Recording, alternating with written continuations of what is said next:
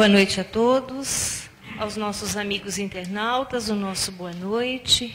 Bem-vindos novamente à nossa casa para mais uma palestra na Fraternidade Francisco de Assis. Estamos recebendo nesta noite a Ana Lúcia. Ana Lúcia já esteve aqui na nossa casa. Ana Lúcia é bióloga de formação, trabalha na Casa Espírita Nosso Grupo, na Vila Mariana, um bairro aqui próximo de nós, aqui na cidade de São Paulo. E Ana Lúcia nos traz como tema nesta noite, Lei de Sociedade. Ana Lúcia, bem-vinda e o microfone é todo seu. Boa noite a todos. Tomo a liberdade de convidá-los a ficarem à vontade na Casa Espírita, porque a Casa Espírita, na realidade, é um espaço onde nós podemos conversar sobre espiritismo muito à vontade, né? E principalmente mostrar a abordagem que o espiritismo nos traz para os enfrentamentos da vida do dia a dia, né? Que é o nosso principal objetivo, né? É o nosso crescimento, a nossa evolução. Então eu trouxe para hoje nós refletirmos um pouco nessa noite de sexta-feira um assunto que envolve a todos nós, né? Que é a Lei de Sociedade. Sei quem já teve a oportunidade de fazer um estudo sobre o Livro dos Espíritos, né? O Livro dos Espíritos é dividido em várias partes, e uma dessas partes, a quarta parte do Livro dos Espíritos, vai trabalhar as leis morais, né? Então, o que seriam essas leis morais? São leis extremamente importantes para nos conduzir na nossa vida aqui, nessa passagem aqui na Terra. E esse tema, Lei de Sociedade, que eu escolhi, é um dos que mais me agrada e acho que é um dos mais importantes hoje, e sempre foi, porque ele nos dá instrumentos, né, para os enfrentamentos nossos do dia a dia, das coisas mais simples até as coisas mais complexas. Então, o que nós podemos ver hoje, com a evolução do ser humano, né? Nós sempre tivemos a necessidade de vivermos agrupados. Se nós formos pensar, não só nós humanos, né? Porque nós nos consideramos as criaturas, né, mais evoluídas, entre aspas, aqui na Terra, né? Da espécie humana, né? Somos, né, pensantes, homo sapiens. Mas antes de nós, os outros seres vivos, como é que eles viviam aqui na Terra? Então, nós podemos ver que desde as teorias da criação que falam sobre os caldos, onde existiam bactérias, né, os princípios da vida, que nós não tínhamos ainda os seres humanos, nós podíamos encontrar ali, com a evolução dos seres vivos, de seres unicelulares, até nós termos a formação de seres pluricelulares, né, que nós somos celulares. O que isso significa? Se nós formos pensar, o processo de evolução do ser vivo na Terra também se iniciou com a união das células para que elas juntas formassem um organismo vivo, não é verdade? Então, esse processo ele se repete hoje na sociedade, se nós formos ver, né? Nós precisamos viver em agrupamentos para conseguirmos evoluir e aprender a cada dia.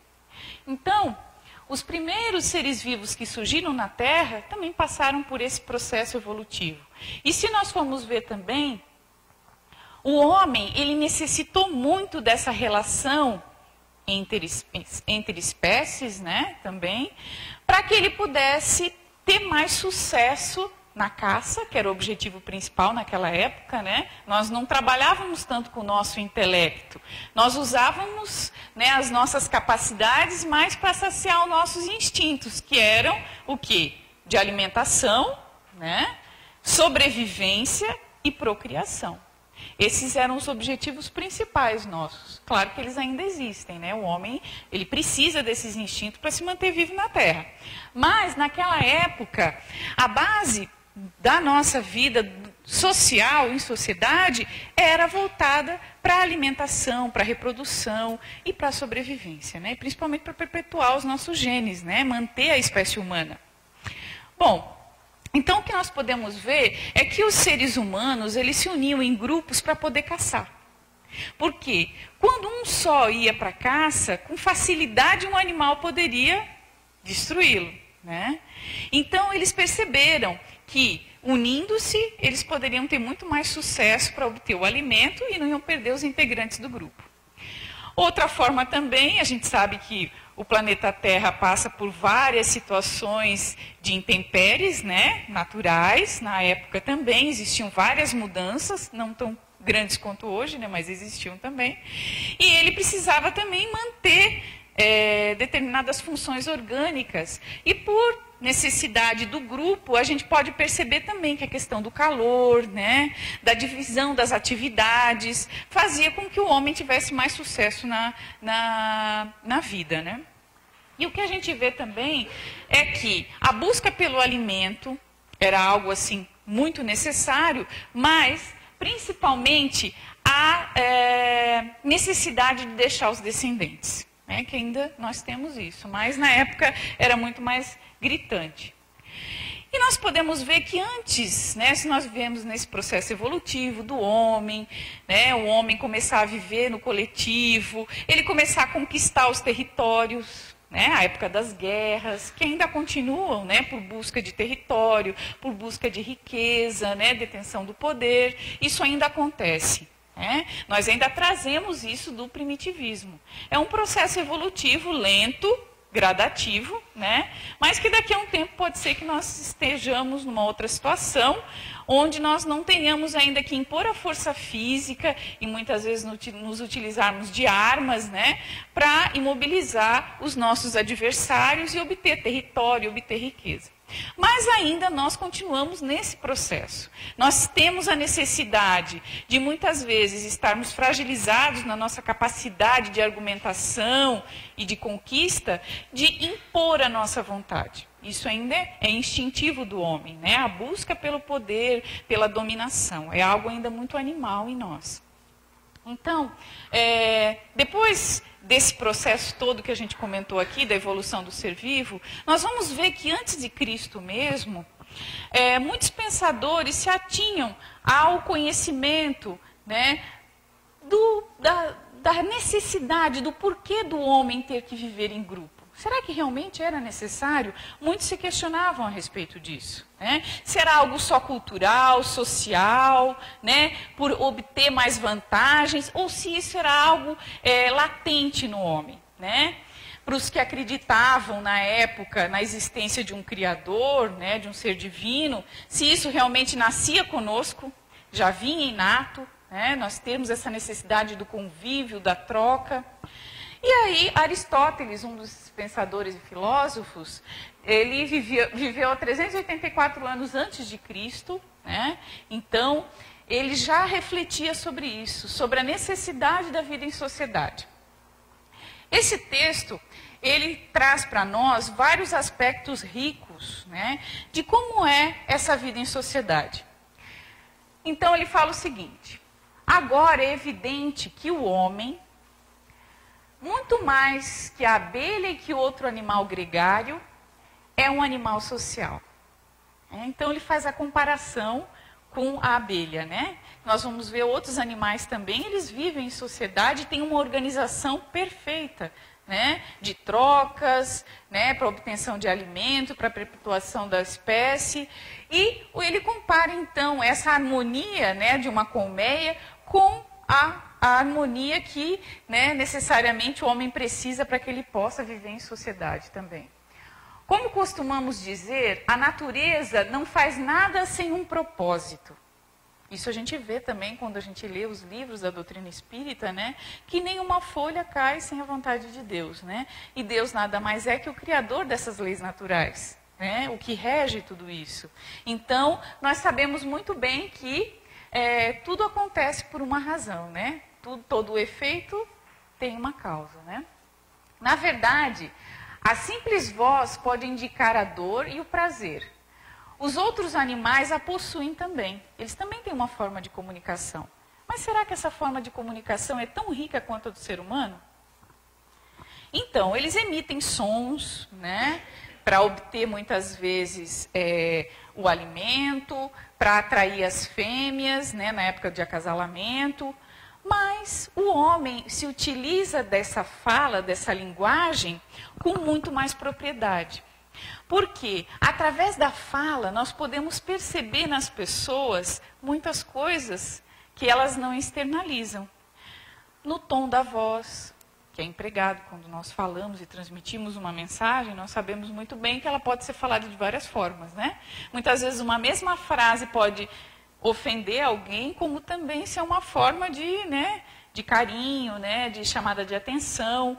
Então, o homem, ele tem essa capacidade refinada de usar a capacidade da linguagem, esse instrumento que Deus nos deu, para fazer com que ele possa viver bem ou não tão bem em sociedade. Então, esse é o diferencial das outras espécies, né? Eles necessariamente utilizam para as necessidades básicas, mas nós ainda utilizamos a linguagem para poder externar os nossos sentimentos. Existem várias discussões a respeito disso, de que os animais não têm sentimentos como os seres humanos. Então, nós poderíamos conversar sobre isso por muito tempo, né? A gente sabe que tem animais de estimação em casa, que nós mesmos dizemos, né? Parece que só falta falar, porque o animal realmente expressa, todo um cuidado com o seu dono e tudo mais. Mas o ser humano, ele tem isso muito mais refinado, vamos dizer assim, porque ele tem essa capacidade da reflexão, do raciocínio, que muitos desses animais ainda estão em processo evolutivo. Então, a sua natureza foi desenvolvida somente até o ponto de ter sensações do que é doloroso ou agradável e externá-las entre si. Mas a fala tem a finalidade de indicar o conveniente e o nocivo, aquilo que é bom e aquilo que é ruim, E, portanto, também o justo e o injusto. Quando não nos agrada, nós também podemos, através da fala, externar isso, expressar isso. E, portanto, também a característica específica do homem em comparação com outros animais é que somente ele tem o sentimento do bem e do mal. E aí nós podemos ver que isso é algo inato em nós. Essa capacidade que Deus nos deu, essa semente divina, de nós podermos distinguir o que é ruim e o que é bom. Por mais que nós achemos que as pessoas nasçam com aquele instinto de maldade, de querer ver o outro destruído, nós sabemos muito bem, pelo conhecimento até mesmo que a doutrina espírita nos mostra, que nós temos a centelha divina dentro de nós. E essa sementinha, que a gente pode dizer dessa forma, ela sempre nos dá o sinal de quando nós estamos errando. Por mais que o indivíduo nasça num ambiente hostil, de dificuldade, onde ele não tenha encontrado no processo educativo dele nenhum momento onde ele possa se tornar, ele tem estímulos para se tornar um homem de bem, ele sabe quando ele está errando. Quando ele está fazendo algo que vai contra as leis divinas. Mesmo ele não acreditando em Deus. Ele sabe que aquilo não lhe faz bem. Bom, isso é um exercício que nós vamos desenvolvendo à medida que nós vamos evoluindo e vamos tendo uma percepção muito mais aguçada, até mesmo por a gente estar aqui estudando, refletindo sobre isso. A cada dia nós conseguimos perceber melhor os momentos em que nós estamos fazendo bem e estamos fazendo mal. O justo e o injusto de outras qualidades morais, e é a comunidade de seres como tal sentimento que constitui a família e a cidade. Então, o que ele fala, em resumo, é justamente isso. Que o homem é um ser gregário, ele tem essa necessidade inerente dentro dele de viver em grupo, e que isso é uma forma de progresso nossa. É uma necessidade muito grande que nós temos de trocar com as pessoas, e isso é que vai fazer o nosso aprendizado. A evolução nossa moral vai acontecer na família e na sociedade. E aí vem uma questão do Livro dos Espíritos muito interessante, que é a questão 766, que vai tratar justamente disso, sobre a necessidade da vida social. Então, Kardec, no Livro dos Espíritos, ele faz vários questionamentos aos espíritos sobre essa lei. E ele pergunta o seguinte: a vida social é uma obrigação natural? Todo mundo tem que viver em sociedade? Ou será que nós podemos viver isolados? Acho que vocês já devem ter visto, né? Pessoas que buscam viver em isolamento, né? Onde elas não compartilham, muitas vezes, nem da fala com outros seres humanos, né? Elas também não veem pessoas. E outros que muitas vezes vão morar isoladamente, mas de vez em quando aparecem, né? Para conviver em sociedade. Aí nós podemos ver o quanto o ser humano ainda necessita da convivência um com o outro. Então, os espíritos respondem o seguinte: certamente Deus fez o homem, né, para viver em sociedade. E Deus deu-lhe a palavra e todas as demais faculdades necessárias para o relacionamento. Então nós falamos aqui somente da fala, mas nós temos a audição, nós temos o tato, que são coisas que facilitam esse intermédio entre, né, um ser vivo e o outro, né, a espécie humana. Então nós temos todos esses atributos para serem usados. Agora vamos imaginar uma pessoa vivendo em isolamento, onde ela não vai se comunicar com ninguém. Ela só vai receber a comida, né? Porque geralmente, em alguns casos, acontece isso. As pessoas recebem a comida, o alimento, mas não conversam e nem veem a claridade da luz. Né? O que vai acontecendo, por exemplo, com o nosso corpo físico? Nós vamos perdendo determinadas funções orgânicas, porque nós não nos movimentamos mais, nós não temos a necessidade de nos mantermos vivos, porque se a pessoa não se comunica, ela não conversa, ela não ocorre essa troca, vão acontecendo processos depressivos orgânicos. Né? Primeiro mentais e do mental vai passando para o físico. As próprias células vão sentindo a necessidade, porque não adianta a gente receber só o alimento. Nós precisamos ter a motivação orgânica para poder querer viver. Nós sabemos muito bem que casos de depressão podem levar à morte. Né? É uma ação da nossa própria mente, do nosso próprio espírito, influenciando no nosso biológico. Então nós podemos ver que o isolamento, ele na realidade não faz parte dessas leis naturais. A nossa necessidade é convivência, é viver em grupo. É a troca de informações, é a troca do contato físico. Isso é o que nos motiva a continuarmos vivos. Né? Um exemplo muito forte entre a espécie humana é a nossa necessidade de termos descendentes, de deixarmos descendentes. Né? Então, na sociedade, as pessoas muitas vezes são cobradas quando não têm filhos, ou quando, né, porque isso ainda está muito incutido. Né? A pessoa, para ser produtiva, muitas vezes tem pessoas que colocam dessa forma, para a sociedade, ela tem que deixar os seus descendentes. E nós sabemos que não é dessa forma. Nós podemos cooperar com a sociedade, com o crescimento dela, sem necessariamente deixar descendentes. Mas isso é muito forte, é muito instintivo em nós ainda. Então nós temos essa necessidade. Então nós podemos ver que isso está inerente ao ser humano. Né? Nós temos a necessidade de viver em grupo. Esse grupo não necessariamente pode ser uma família constituída como nós conhecíamos antigamente. Né? Pai, mãe e filhos. Nós temos hoje avós que criam netos, tias que criam sobrinhos, né? Mas que na realidade são agrupamentos. Né? Agrupamentos familiares, onde as pessoas trocam, né, apoio mútuo, alimento, né, a força de coesão, né, porque as pessoas se unem para um determinado objetivo, é muito maior do que quando estamos isolados. Então, essa é uma necessidade que nós temos intrinsecamente, né, que é do nosso espírito, da nossa alma, de aprender, de evoluir, de crescer. E a continuação dessa resposta que os espíritos dão a Kardec é a seguinte, que nenhum homem possui, tá, todos os conhecimentos. E como é que, se nós não temos todos esses conhecimentos, como é que nós vamos adquirir conhecimento se nós vivemos isolados? Não tem como. Só na convivência que nós podemos aprender. Né? É a vida em grupo que vai fazer com que nós evoluamos. Então, essa necessidade que o espírito tem de crescer, de adquirir novos conhecimentos, né?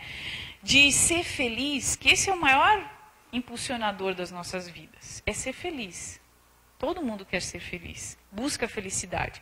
Muitas pessoas buscam a felicidade em coisas materiais, outros buscam em coisas espirituais. né? Mas na realidade é um misto. Nós queremos o conforto do nosso físico também, porque nós queremos nos alimentar e nós precisamos nos alimentar bem. Nós precisamos ter uma casa confortável, né? Termos lazer também, para termos uma vida saudável, né? Espiritualmente falando também. Momentos como esse, onde a gente possa se reunir e conversar sobre coisas do espírito, para que isso também nos alimente. Então, esses são itens extremamente importantes para que o homem consiga crescer e evoluir. Então, isso está muito disseminado entre nós ainda, né? Então, pelas relações sociais é que completam uns aos outros para assegurar o seu bem-estar. Então, nós conseguimos, através dessa relação com o outro, completar esse bem-estar nosso, né? Na vida em sociedade, na vida em família. Nós sabemos muito bem que não é só assim, né? Mas o progresso é algo que todos nós estamos sujeitos, né? Por mais que a pessoa seja resistente à mudança, existem determinadas situações na vida que impulsionam, vamos dizer que obrigatoriamente, esse ser humano a mudar. Ele pode estar na zona de conforto dele, está muito bom para mim, às vezes para as pessoas ao lado está muito ruim, mas para ele está bem. E ele não percebe isso. Então são as dificuldades e as tribulações da vida, muitas vezes as tragédias, que vão mostrar para determinados indivíduos que não está bem desse jeito. Que as outras pessoas que estão ao redor dele não estão felizes, né? Muitas vezes nós não conseguimos perceber. Ou as pessoas também, por medo, não se manifestam, né, não falam, né, que não estão gostando, são agredidas e se mantêm caladas, né? E Jesus sempre falava que o bem, ele não pode ser conivente com o mal. Então, não necessariamente a gente precisa usar da agressividade, né, de algumas armas para poder mostrar para o outro que não estamos felizes, mas podemos externar isso de várias formas para que ele possa perceber o que ele está criando em volta dele. E é por isso que, tendo necessidade uns dos outros, são feitos para viver em sociedade e não isolados. Então, os espíritos são categóricos, mostrando para nós realmente algo que nós bem sabemos que faz parte, né, da nossa existência. Então, o que nós podemos perceber hoje em dia é que não basta nós termos essa consciência de que nós precisamos viver em grupo para poder aprender. Nós temos todos esses instrumentos, através da doutrina espírita, dos livros que nos confortam, que nos mostram o porquê das pessoas estarem em determinadas situações na vida, né? A reencarnação vem nos mostrar que nós temos várias oportunidades de crescimento e de evolução, né? Que nós não precisamos ficar aflitos, que nós vamos permanecer às vezes na ignorância, em padrões que causam dificuldade na nossa vida, né? Mas que nós vamos ter sempre situações onde nós vamos poder progredir e crescer. Isso é o que nos dá a vida e nós temos a certeza de que podemos, né, estar em outra situação mais à frente. Mas uma coisa muito importante para que a gente possa conviver em sociedade, e que os psicólogos e as correntes psicológicas comentam muito, e os livros de autoajuda, que são um dos livros, né, uma das temáticas mais vendidas hoje nas livrarias, além dos livros espiritualistas, espíritas, tudo mais, o gostar-se de si mesmo, né? O conhecer-se a si mesmo também. Como é que uma pessoa vai se relacionar bem com o outro se ela não gosta dela mesma?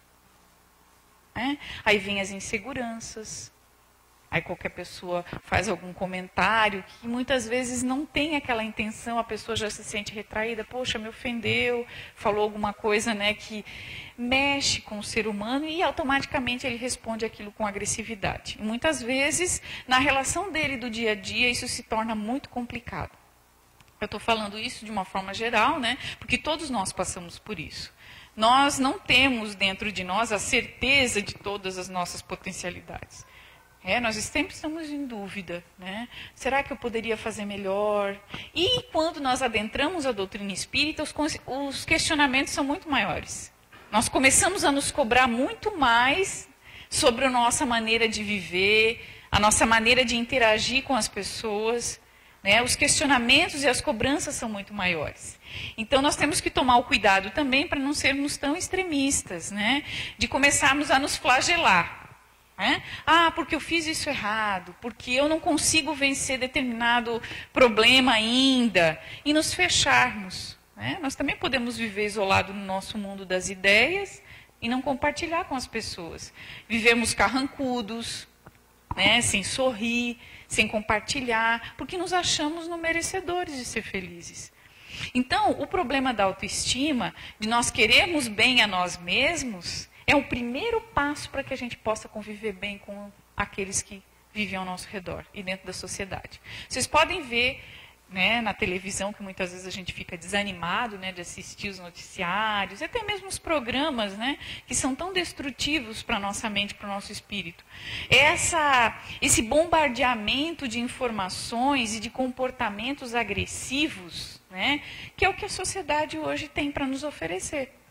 Pouca coisa é enfatizado de atitudes positivas, que existem muitas, de solidariedade, né, de boa convivência, mas as pessoas sentem necessidade de ver o mal ainda. Né? Poxa, está difícil, é assim mesmo, e nós nos comprazemos com essas imagens ainda, porque senão nós não assistiríamos. Nós sentimos necessidade de ainda ver isso. Né? Então, muitas vezes a gente se encharca de manhã cedo dessas informações, no nosso primeiro noticiário, né, porque a gente tem que estar por dentro também do que está acontecendo no mundo. E nos sentimos muitas vezes tristes, né? O nosso dia não fica tão azul, tão bonito, a nossa convivência com as pessoas também não, porque nós deixamos nos influenciar por essas imagens, né? Que ainda é o que permeia a nossa convivência em sociedade. É o que nos dificulta mais. É a agressividade, é a falta de compreensão, de tolerância, né, dentro dos ônibus, dos meios de transporte. Nós não temos mais paciência com o nosso próprio, nem com o nosso próximo e nem com nós mesmos. Né? Então, a doutrina espírita traz todos esses instrumentos para nós, através das leituras e das informações dos espíritos, de como nós podemos fazer para nos mantermos melhor dentro dessa sociedade. E o primeiro passo é o que Jesus falava: conhece-te a ti mesmo. Conhecer até que ponto nós temos paciência. Né? Até que ponto nós gostamos de ajudar o nosso próximo. Nosso próximo é o nosso próximo mais próximo, dentro do nosso lar, da nossa casa. Né? Até que ponto nós realmente somos cristãos. Nós procuramos seguir, né, o Evangelho de Jesus. Porque a gente que sabe que somos falhos. Mas nós nos esforçamos. Nós vamos ver que o verdadeiro homem de bem é aquele que se esforça para vencer as suas dificuldades. Né? E aí a gente pode, então, ter a certeza de que nós temos tempos para realizar isso. Mas é uma coisa de cada vez, passo a passo. Né? Então, que fique a mensagem hoje para nós, para essa sexta-feira, de que a doutrina espírita ela pode nos dar um outro enfoque com relação a isso, né? Essa lei de sociedade. Que nós possamos conviver com o nosso semelhante, seja na casa espírita, seja no nosso trabalho, seja na nossa família, de forma diferente. Né? Conhecendo as nossas limitações e nos esforçando para mudar os nossos padrões, que muitas vezes vêm não só dessa vida, mas de outras vidas, né? Que estão ainda entranhados em nós. E que não vai ser de um dia para o outro que nós vamos conseguir mudar. Mas que Deus dá essa oportunidade, que nós temos inato dentro de nós essa necessidade de conviver com o próximo, de aprender com ele, de trocar com ele. Né? Que com as pessoas, sejam com idosos, com crianças, nós sempre temos a oportunidade do aprendizado. E que a vida é uma escola realmente, onde cada situação é usada para que nós possamos aprender a enfrentar, né, e sair dali com muito mais conhecimento do que a gente entrou. Então, que fique essa mensagem, que na semana nós possamos angariar cada vez mais forças para viver nessa sociedade que é tão bonita, né? Que as pessoas têm tanta coisa para nos doar. Muitas vezes nós é que não sabemos ter os olhos de ver o lado bom, né? De dar esse enfoque positivo, né, para o ser humano que muitas vezes está do nosso lado. Tá? Eu agradeço a oportunidade ao Centro Espírita, a Rose, ao Coelho, e que nós possamos ter um bom final de semana.